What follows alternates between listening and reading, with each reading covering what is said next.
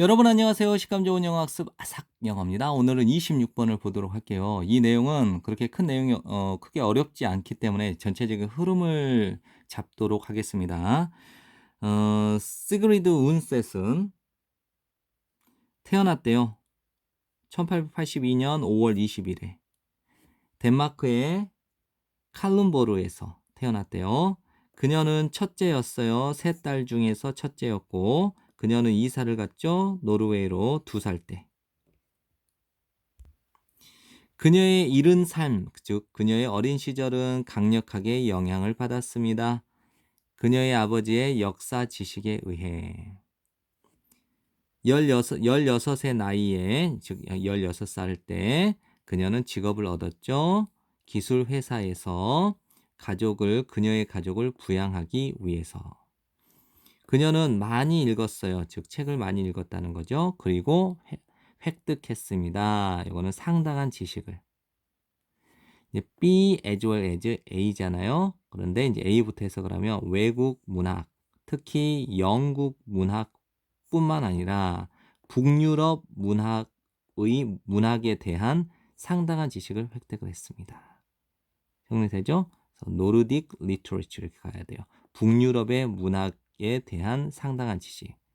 외국 문학, 특히 영국 문학뿐만 아니라 북유럽 문학에 대한 상당한 지식을 획득했습니다. 그녀는 적었어요. 36권의 책을 집필했어요. 적었어요. 그 다음에 이 지문은 서술형이 나오는 학교는 외우도록 하세요. 그런데 일단은 독자의 관심을 끌지 못한 책은 한 권도 없다 이렇게 나왔는데 이게 이제 생각보다 어려워요. 외우기가. 그럼 제가 직역으로 끊어줄게요. 내버려 두다. 독자로 하여금 관심이 없게. 즉 독자로 하여금 관심이 없도록, 즉 독자가 무관심하도록 내버려 두게 된 그녀의 책은 단 한 권도 없다. 정리되나요? 그녀의 독자로 하여금 무관심하도록 내버려 두게 된 그녀의 책은 단 한 권도 없다. 됐죠? 그래서 그녀의 책 중에 독자를 무관심하게 내버려 둔 책은 none, 단 한 권도 없다. 그녀는 받았어요. 문학을 위한 노벨상. 이렇게 직역을 하시고 노벨 문학상을 받았습니다를 한 큐에 정리해서 외우시면 더 좋죠. 1928년 뚜렷한 과거이기 때문에 과거 시제를 썼다는 것과도 확인하셔도 좋아요.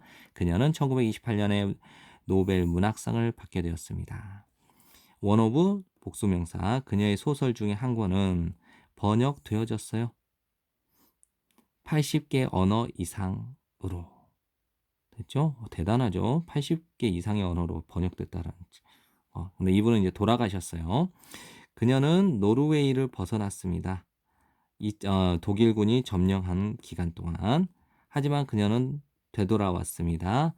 2차 세계대전 끝 이후니까 2차 세계대전이 종결된 이후에 되돌아왔습니다. 네, 지금까지 공부한다고 고생 많으셨고요. 여러 번 내용 흐름 정리하시면 좋은 성적 받을 수 있을 거라고 생각합니다. 감사합니다.